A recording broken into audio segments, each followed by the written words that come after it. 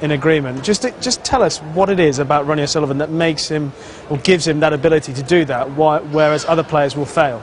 Just pure and utter talent, and of course he sensed the fact that he could have been going, you know, 5-2 down, and basically he just went through the gearbox and thought, I need to win this frame here with a visit, and that's exactly what he did. But the quality of his cueing in that break and the way he went about it and the circumstances just make him what he is, you know, close to a genius if he isn't one.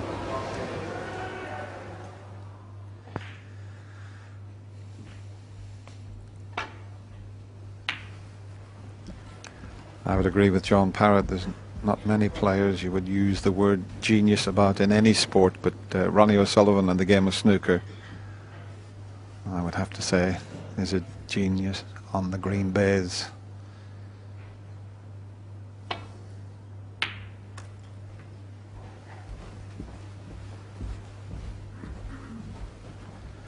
So final frame of this session.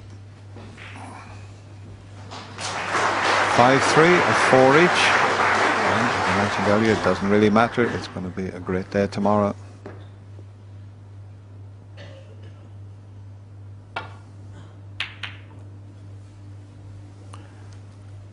Yes, tomorrow is a very exciting day for Crucible snooker fans.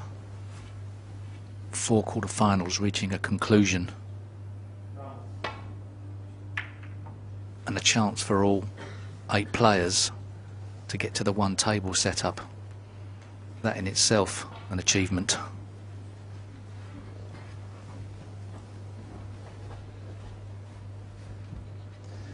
Yes, it becomes a whole new venue, especially for a player that's never played on the one table situation. You've lots of room, you've got your own seat, you're not sitting on top of your opponent virtually, as you do when there's 2 tables there, seats right next to each other.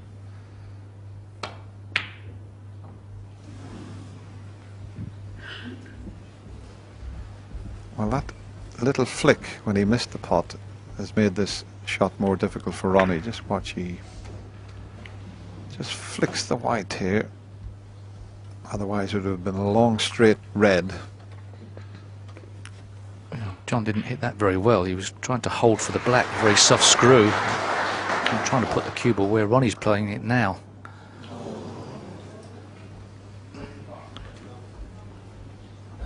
Ronnie misjudges the potting angle. Everything else about the shot was okay. There's something about a final frame of a session though, Steve, that has its own pressures, you know, especially if you're leading 4-3. You want to go in overnight with a 2-frame advantage, and it does affect the frame, doesn't it? Yes, it always seems like the last frame's worth 2 frames, stupidly. This has got to be cued nicely. Oh, he put side spin on as well to avoid the kiss on the pack. A speculative shot to some degree. Bit of a shot to nothing. Big shot coming up. He's played for the red next to the black. It looked as if he was going to get down and crash into the pink and reds. He'll want to do that. 4. Well, if the black was back on its spot, that'll help the situation, because there is a red at the back of the bunch that may pot if he leaves the white somewhere near where the black is. He's had a look at it. I think that red is available. John Higgins can have no complaints if this session finishes 4-4. And the reason will be that one easy black he missed in the last frame. So he'll have 1-2, lost 2, 1-2, lost 2. There's a long way to go in this frame. 13. That's developed at least 2 more reds. There's one still at the back of the bunch in a potable position for a few shots' time.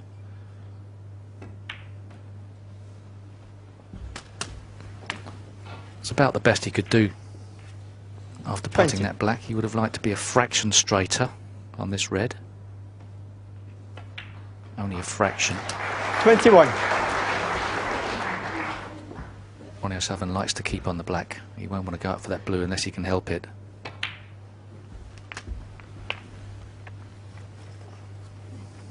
Some work to do now, Dennis?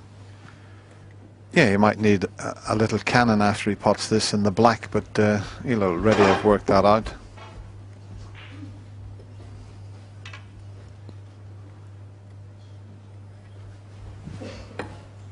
Yeah, if he can roll this in and leave an angle on the black, pot the black, just nudge that red and it opens things up. And it's awkward queuing. He needs the extended spider. Well, he's got everything in his hand. The referee's got the spider, the rest, the extended spider. That's the extended spider, which takes him right over the bunch.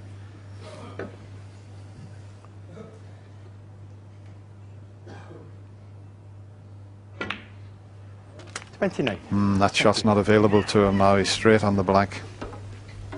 A slight change of plan, but I did mention that that red was potable. The one you can just see at the back there. And this is the key shot coming up. This will open most of the game up, and he's got to make sure he doesn't stick on the cushion.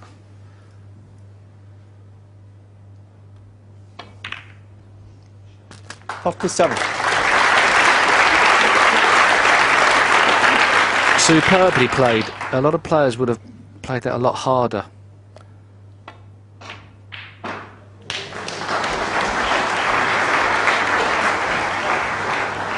And Ronnie O'Sullivan read the situation perfectly. Visualised where the cue ball was going to go through the pack. 45. Well, and he's made a frame-winning opportunity here from a situation that wasn't guaranteed.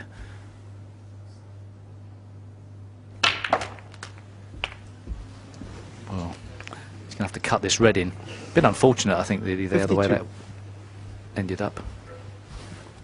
He'll pot the red, guaranteed of that. Where does the white ball go?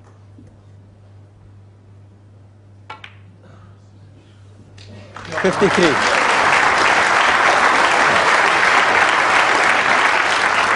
played that beautifully. Well, it's definitely going to be 4 frames all. It has been a fascinating 56. afternoon's play.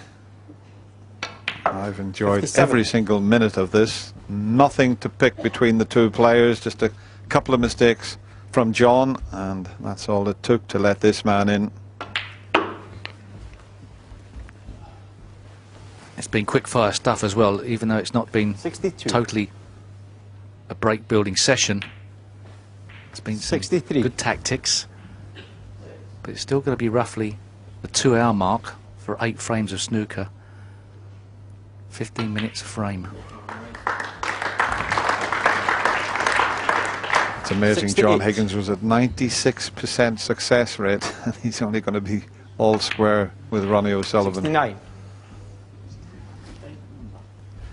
Steve mentioned it was quick fire stuff. There's the match time, just under 2 hours at the moment. 76.